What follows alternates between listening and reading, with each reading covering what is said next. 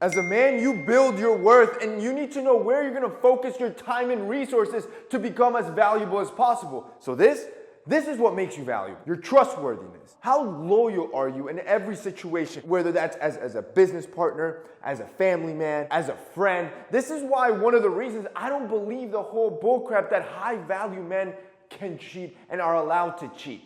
Look, if you're really a high-value man, you keep your word. You're a trustworthy individual. This does not discount the fact that if you're single, yes, you can date multiple women if that's what you choose to do so, but you got to be honest about it. And the thing is that when you are high value, you can be honest about it, and chances are you're going to get your desired results. The problem becomes when you make a promise and say, this is what I'm going to do, and you break, cheat, or lie about it, you're no longer trustworthy. 2, your work ethic. See, your work ethic will carry you through everything.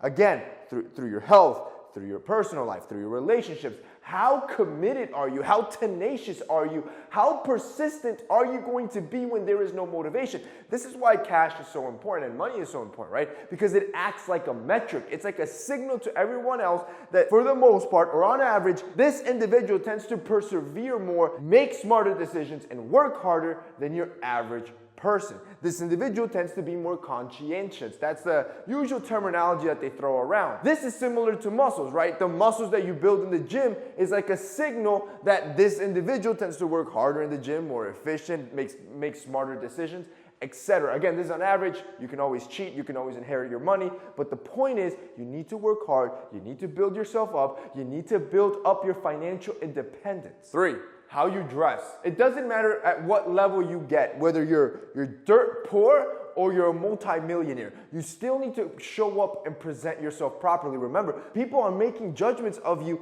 split seconds. Before you even open your mouth and you introduce yourself, they're already judging you as a person. This is why how you dress is important. And look, the great part about this is that you don't have to stress it. A lot of times you can wear the most basic stuff, you put on some good accessories, you look good, you look money. This is why I love frames, bro. See, a good pair of frames that are high quality, these are from our brand Jade Black, Italian handmade acetate. Your boy's wearing a tank top, right? This is $4. It's a Hanes tank top. It's nothing out of the ordinary. You throw on the right accessories, now you look put together. Now you look like you leveled up. That's what I love about frames. See, you can level up your appearance in any situation without breaking the bank and still look expensive when you buy Jade Black. Our Jade Black frames are made with Italian handmade acetate. Polarized lenses. We're using the same materials that high-end designers are using, so every time you wear your glasses, it looks and feels like luxury without the price tag. Yo, I'm going to hook it up for you. See, if you go right now, click the link down below, check out our selection. Bro, we have so many glasses. It's insane. Pick the ones you like. Pick 5 that you like. If you buy 5 pairs of frames, I'm going to give you a $100 discount. I'm going to cut to the chase. You're basically going to get 5 pairs of frames for less than 1 pair of Ray-Bans. That's what it's going to cost you. This is only going to last 1 day, and now you're going to have a pair of frames you can use for every day of the week with any fit that's going to level you up and make you look good. If you guys want to check it out, that offer expires tomorrow. 4, your body. I kind of briefly touched upon this previously, but your body is also a metric of your value. It's a metric of your hard work. It's a metric of how much you value yourself. This is what you need to understand. When you start focusing on your grooming, your style, your health, and your body, and you start investing all this time, not only is it going to pay tenfold in how you look, you're going to look more attractive than before, it's also going to send a signal to everybody else that you value yourself. You put all this effort into yourself because you perceive yourself to be high value. I love to explain this like watches or cars. See, when you have a car that might not be so expensive, I used to have I remember I had a car, it was a Ford Fusion. At the time it was like 15 years old. That's the one I used to drive to school with. It didn't have AC. It was a beater. It had cigarette burns in the seats. I could give a rat's ass about that car. Like, I didn't care if it was dirty. I just did not care. The moment I bought my first sports car, it was a Corvette at the time, I babied that thing.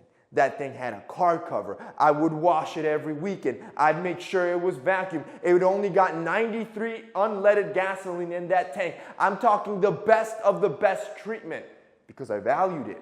That's what I want you to do with your body. This is why building up your temple is so important. It is a signal to everyone else that you got good work ethic, and that you value yourself. 5, your ability to take on discomfort. This will increase your value as a man. And when I'm saying discomfort, I'm talking about to the point that you ask yourself, why am I doing this? If you've never genuinely asked yourself that question, you've never even gotten there. See, in life there's winners and losers.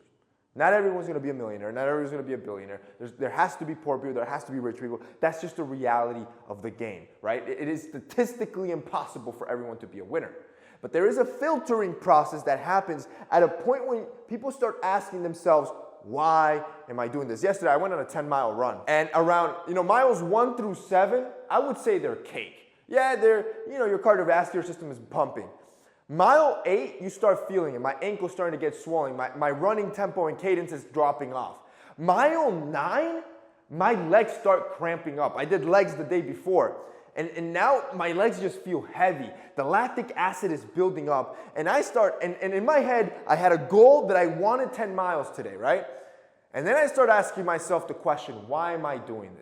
My legs cramped up so bad that I had to sit down in the middle of the run. I literally laid on the floor. Keep in mind, I run on the West Side Highway.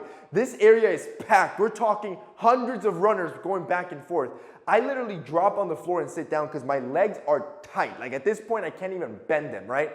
I don't know what the hell happened. Maybe I didn't hydrate properly. I didn't stretch properly. I don't know what's going on. I'm at 9.4. I got 0.6 left. And in my head, my wife was running with me.